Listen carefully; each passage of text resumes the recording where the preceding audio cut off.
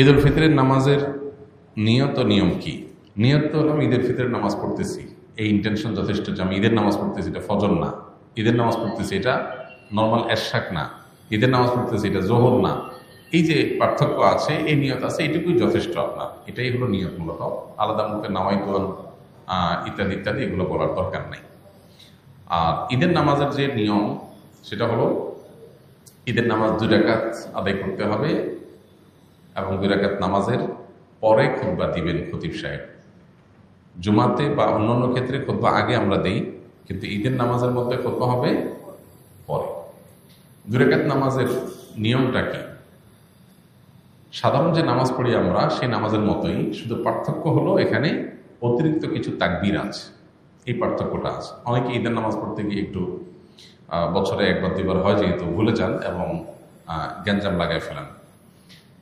তো নিয়মটা হলো, আমরা প্রথমে ইমামের সাথে তাকবীর বলে হাত বাঁধবো, বেঁধে আমরা সানা পড়বো, সুবহানাকাল্লাহুম্মা ওয়া বিহামদিকা ওয়া তাবারাকা ইসমুকা ওয়া তাআলা জাদ্দুকা লা ইলাহা গায়রুক। অন্য সানাও আছে, আল্লাহুম্মা বা'ইদ বাইনি ওয়া বাইনা খাতায়ায়া কামা বা'আদতা বাইনাল মাশরিক ওয়াল মাগরিব। সানা যেটা আছে এটা পড়ব। সানা পড়া শেষ, এরপরে অতিরিক্ত তাকবীর দিবেন ইমাম সাহেব। এই অতিরিক্ত তাকবীর আমরা কান পর্যন্ত হাত তুলবো, আপনার হাত ছেড়ে দিব। অতিরিক্ত তাকবীর কয়টা দিব এটারই মত পার্থক্য আছে। 2 মতের সপক্ষেই বিশুদ্ধ হাদিস রয়েছে। এ সম্পর্কে বিস্তারিত জানতে চাইলে ডক্টর খন্দকার আব্দুল্লাহ জাহাঙ্গীর রহমান আলাদা বই আছে এটার উপরে, ঈদের সালাতের তাকবীর নিয়ে, সেটা দেখতে পারেন। অর্থাৎ অতিরিক্ত তাকবীরের সংখ্যা 6 তাকবীর হানাফি মাযহাব অনুযায়ী, অন্যান্য মাযহাব অনুযায়ী 12 তাকবীর। এই দুইটাই বিশুদ্ধ। তো অতিরিক্ত যে তাকবীর সানা পড়ার পর ইমাম সাহেব দিবেন, আমরা সাথে সাথে বলবো আল্লাহু আকবার, আল্লাহু আকবার, আল্লাহু আকবার। 3টা তাকবীর হয়তো প্রথম 2টাতে হাত ছেড়ে দিবেন, 3য় তাকবীরের পরে হাত বেঁধে ফেলবেন। এবার ইমাম সাহেব সূরা ফাতিহা পড়বেন, অন্য সূরা মিলাবেন, রুকু করবেন, সিজদা করবেন, আবার 2য় রাকাত শুরু করবেন। 2য় রাকাতে তাকবীরটা হবে শেষে। ইমাম সাহেব দাঁড়ায় সূরা পড়বেন, সূরা ফাতিহা পড়বেন, সূরা মিলাবেন, এরপরে আল্লাহু আকবার, আল্লাহু আকবার, আল্লাহু আকবার। অতিরিক্ত তাকবীর দিবেন 3টা হানাফি মাযহাব অনুযায়ী, আর শেষে আরেকটা তাকবীর দিয়ে রুকুতে যাবেন। তাহলে 4টা হবে লাস্টে, 3টা অতিরিক্ত তাকবীর, একটা রুকুর তাকবীর, ব্যাস। এরপরে যথারীতি নামাজ, আতিহাতু, দোয়া, মাসুরা, দুরূদ পড়ে আমরা সালাম ফেরাব। এ হলো নামাজ। তাহলে শুধুমাত্র অতিরিক্ত তাকবীরগুলো প্রথম রাকাতে সানা পড়ার পরে সূরা ফাতিহার আগে, আর 2য় রাকাতে অতিরিক্ত তাকবীরগুলো হবে রুকুতে যাওয়ার আগে, সূরা ফাতিহা সূরা মিলানোর পরে। তাকবীরগুলো মুখে বলবো, বলার সময় হাত উত্তোলন করে আবার হাত ছেড়ে দেব, ব্যাস। এছাড়া আর কোনো পার্থক্য নেই। ঈদের নামাজের পরে ইমাম সাহেব খুতবা দিবেন, তখন মনোযোগের সাথে খুতবা শ্রবণ করতে হবে। অনেকে আছেন ঈদের নামাজ পড়ে খুতবা শোনা ছাড়া চলে যান, খুবই গর্হিত কাজ, খুতবা শুনতেই হবে। সো ঈদের নামাজের গুরুত্বপূর্ণ অংশ খুতবা শোনা। খুতবা শোনা ছাড়া যাওয়া জায়েজ নাই। অবশ্যই আপনাকে ঈদের নামাজের পরে খুতবা শুনে তারপরে যেতে হবে। ঈদের দিনের আমলগুলো কি কি? ঈদের দিনের সুন্নাহগুলো আমরা বলেছি। ঈদের দিনের সুন্নাহ কাজ যেগুলো আছে সেগুলো করবেন। ঈদের দিনে একটু আনন্দ খুশির প্রকাশ ঘটানো সুন্নাহ। গোমরা মুখে না থাকা উচিত, কোনো কারণে মন খারাপ হলে একটু খুশি মনে থাকা ভালো। উত্তম পোশাক পরা, ঈদগাহে যাওয়ার সময় গোসল করে ঈদগাহে যাওয়া, উত্তম পোশাক পরে যাওয়া, সুগন্ধি পরে যাওয়া, মেসওয়াক করে যাওয়া, ঈদের ভিতরে কিছু খেয়ে যাওয়া, মিষ্টান্ন ইত্যাদি, খেজুর টেজুর, আর ঈদুল আজহাতে না খেয়ে যাওয়া, তাকবীর পড়তে পড়তে যাওয়া, এগুলো সব ঈদের দিনের সুন্নাহ। ঈদের দিন উপলক্ষে একটা গুরুত্বপূর্ণ বিষয় আমাদের লক্ষ্য করা দরকার, সেটা হলো আজকাল বিশেষ করে ঈদের দিনে আমরা আমাদের আনন্দ ভাগাভাগির চাইতে মোবাইল নিয়ে বেশি ডুবে থাকি। ছেলে কি বুড়ো সবাই এক্ষেত্রে সমান, নারী কি পুরুষ কারোর কোনো পার্থক্য নেই, সবাই মোবাইলে আমরা আসক্ত হয়ে গেছি এবং এমনভাবে হয়ে গেছি যে ঈদের আনন্দটাও আমাদের মোবাইলে কেড়ে নিয়ে যায়।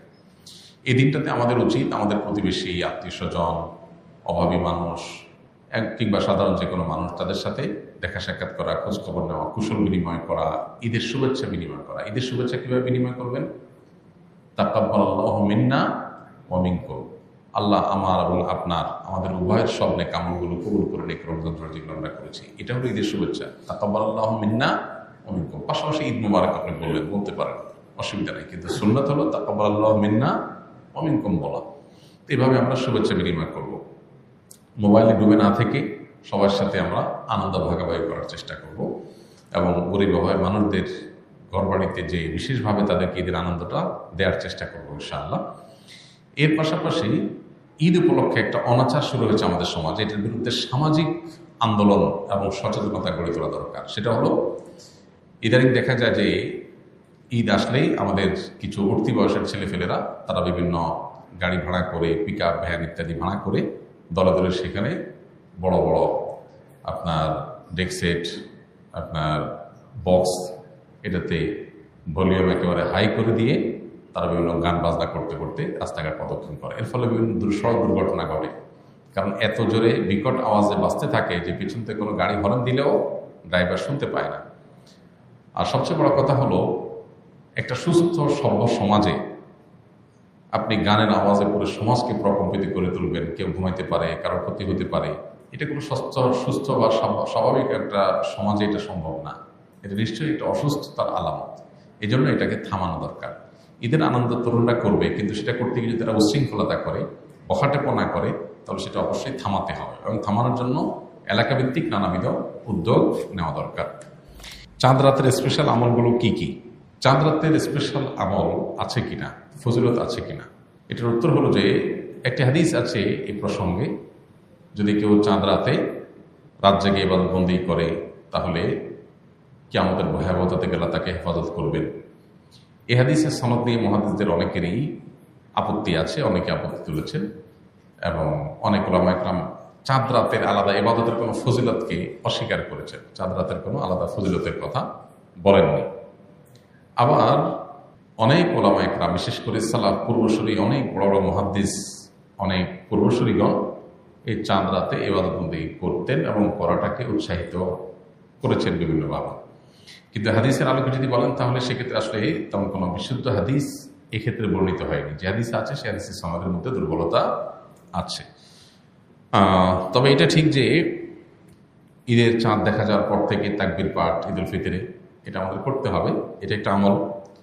আবার ফজর নামাজ আগে আগে উঠে মসজিদে আদায় করা, এটা আরেকটা আমল। এই আমলগুলো আমাদের বেশিরভাগ যত্নশীল হইতে হবে। আর এছাড়া তাহাজ্জুদ, ভোর রাতের আমল, এগুলো তো আমরা লক্ষ্য করবো। শাওয়াল মাসের একটা বিশেষ দিক, চাঁদ দেখার পর থেকে যে শাওয়াল মাস শুরু হয়ে যায় সেটা হলো যে রমজানের যে আমলগুলো করেছি সেগুলোর ধারা যেন আমাদের অব্যাহত থাকে। রমজানের শেষে শাওয়ালে চাঁদ দেখা গেল আর সব আমল ধাপ করে বন্ধ হয়ে গেল, এটা কোনো ইমানদার সুলভ আচরণ না। বরং আমল সাধ্য অনুযায়ী, রমজানে হয়তো পরিমাণ অনেক বেশি করেছেন, এখন অল্প করেন, কিন্তু কন্টিনিউয়াসলি সেটা ধরে রাখার চেষ্টা করতে হবে। ফিতরা না দিলে গুনাহ হবে কিনা, ভুলে গেলে করণীয় কি? ফিতরা এটা দিতে হবে। ফুকায়ে আহনাফের মতে যারা সচ্ছল তাদের নিজেদের এবং পরিবারের ছোট বাচ্চা কাচ্চা যারা আছে তার তরফ থেকে তাদেরকে ফিতরা দিতে হবে, এটা ওয়াজিব, এবং না দিলে গুনাহ হবে। এই ফিতরা যদি কেউ দিতে ভুলে যান, দেন নাই, তাহলে ঈদের পরে এটার কাজার সিস্টেম নেই। তবে ঈদের পরে যদি কেউ দেয়, ঈদের দিন যদি ঈদের নামাজের পরে দেয় আদায় হয়ে যাবে। অনেকদিন পরে মনে হলো তখন এটা সাধারণ দান হিসাবে হয়তো পরিমাণ দান করে দিতে পারেন, আল্লাহর কাছে তওবা করবেন যেন ভবিষ্যতে এটা মিস না হয়। মাগরিবের ফরজ নামাজ শেষ সাকাত পেলে বাকি নামাজ কিভাবে পড়ব?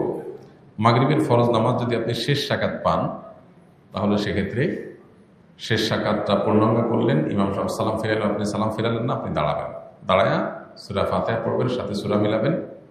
এরপরে আপনি রুকু সিজদা দিয়ে বসবেন। কেন বসবেন? কারণ এটা আপনার কত নম্বর রাকাত? দ্বিতীয় রাকাত। এক রাকাত ইমামের সাথে পড়েছে, এটা সেকেন্ড রাকাত, সো আপনাকে বসতে হবে সেকেন্ড রাকাত হিসাবে। এরপরে দাঁড়ালেন, দাঁড়ায় আবার সূরা ফাতিহা সূরা মিলালেন, রুকু সিজদা করলেন, লাস্টের রাকাতে আবার বসবেন না দাঁড়ায় যাবেন? বসতেই হবে। কেন? ওইটা তো শেষ রাকাত, ফিনিশিংয়ে যেতে হবে। বসে আত্মায়াত দুরূদ পড়ে দয়ামসার পরে সালাম ফিরাবো। তাহলে মাগরিবের নামাজ যদি কেউ লাস্টের রাকাত পায় তাহলে তার বৈঠক কয়টা হবে? তিনটা হবে। ইমামের সাথে একটা, ওইটাতে তার বসার কথা ছিল না, প্রথম রাকাতে বৈঠক হয় না। কিন্তু যদি ইমামের সাথে আছে, ইমামের অনুকরণটা গুরুত্বপূর্ণ, সেজন্য তিনি অনুকরণের স্বার্থে বসেছেন, কিন্তু ওটা তার বসার কথা ছিল না। আর বাকি দুইটা তো বসতেই হবে।